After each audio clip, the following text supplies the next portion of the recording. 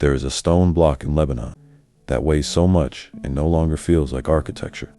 It rests partially embedded in the ground near the ancient site of Baalbek, massive enough to make nearby people appear almost insignificant. Its surface is rough, weathered by centuries, but its edges remain unmistakably deliberate. It was cut intentionally, shaped intentionally, and somehow it was meant to be moved. The scale is difficult to process at first. Modern trucks parked beside it look small. Human figures standing near the base barely reach a fraction of its height. The stone is not simply large, it exists at a scale that seems strangely impractical. And yet, it is not alone. Across different parts of the world, ancient structures contain stone blocks so massive that even today, moving them would require specialized machinery, careful planning, and significant resources. Some were transported across uneven terrain. Others were raised into elevated positions. Many were fitted together with remarkable precision, often without mortar. At first, archaeology provides a clear explanation. Ancient civilizations possessed sophisticated engineering knowledge. Through manpower, ramps, sledges, rollers, leverage, and time, large stones could be quarried, transported, and positioned with surprising effectiveness. Historical experiments have demonstrated that groups of people, using simple tools, can move extraordinary weight when organized correctly. This is the official understanding, and importantly, much of it is supported by evidence. There are quarry marks, unfinished structures, tool traces, written records in some regions. Ancient builders were highly skilled, and modern people often underestimate what coordinated labor can achieve. But even within that understanding, certain structures continue to raise difficult questions, not because they are impossible, but because they appear unexpectedly advanced. The stonework at places like Sacsayhuaman is often cited for this reason. Massive polygonal stones fit together so tightly that even thin objects struggle to pass between them. The surfaces align with unusual precision despite irregular shapes, as though each stone was shaped specifically for the ones surrounding it. This can be explained through patient craftsmanship. Stone can be repeatedly shaped, tested, adjusted, and refined over time, but the precision remains striking, especially considering the scale. Because shaping small objects with detail is one thing, shaping multi-ton blocks with that same level of accuracy introduces a different level of complexity. There is also the question of transportation. Many ancient quarries are located far from the structures they supplied. Stones weighing dozens or, in some cases, hundreds of tons appear in elevated temples, mountain fortresses, and distant ceremonial sites.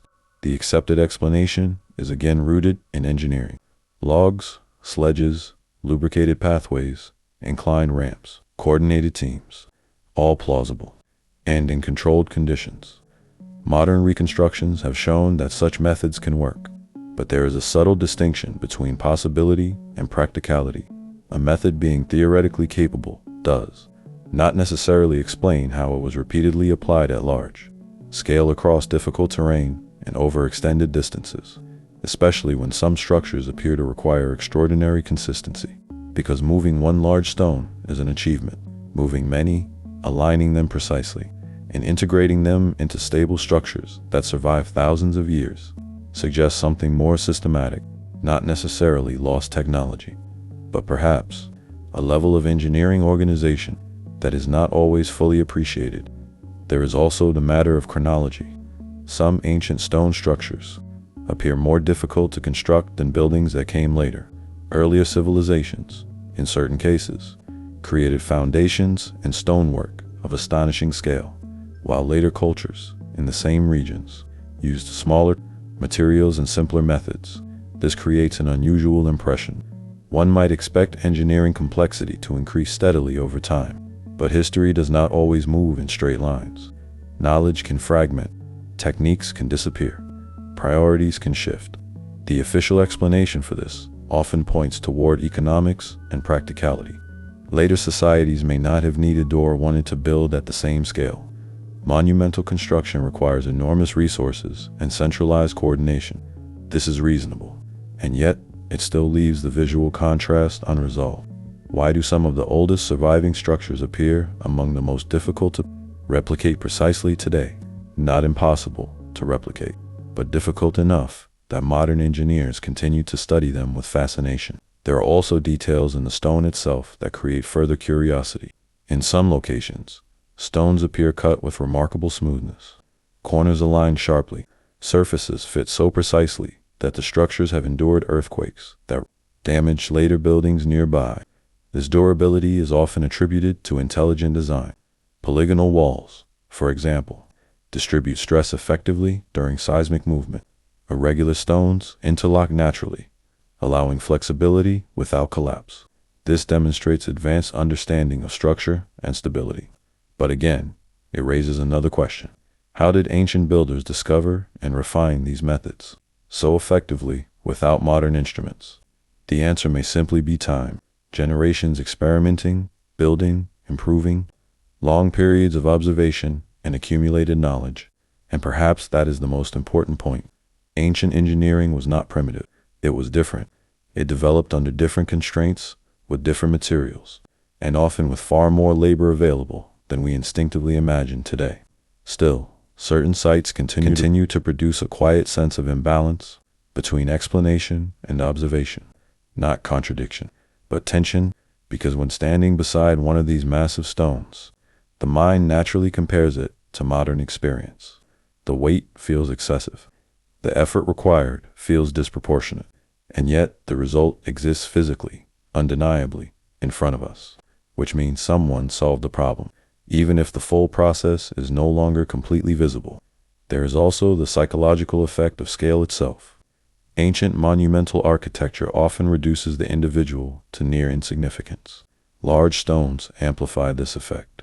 They create the impression not only of strength, but of permanence, as though the builders intended the structures to outlast generations, and many of them have. Long after the civilizations that created them disappeared, the stones remain. This permanence changes the way we interpret the past. Written records can be lost. Languages can vanish. But massive stone structures continue to exist physically in the landscape, forcing each new generation to confront the same question. How was this done? Not because there are no explanations, but because the explanations require imagining levels of coordination, patience, and technical understanding that modern people do not always associate with ancient societies. Perhaps that is the real disconnect.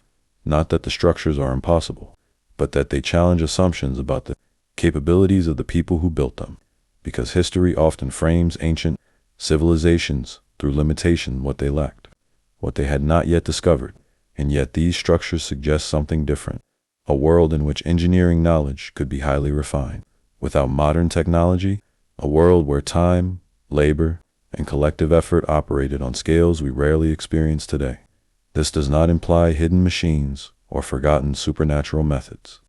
It may simply mean that ancient people understood stone, weight, and structure more deeply than we tend to assume.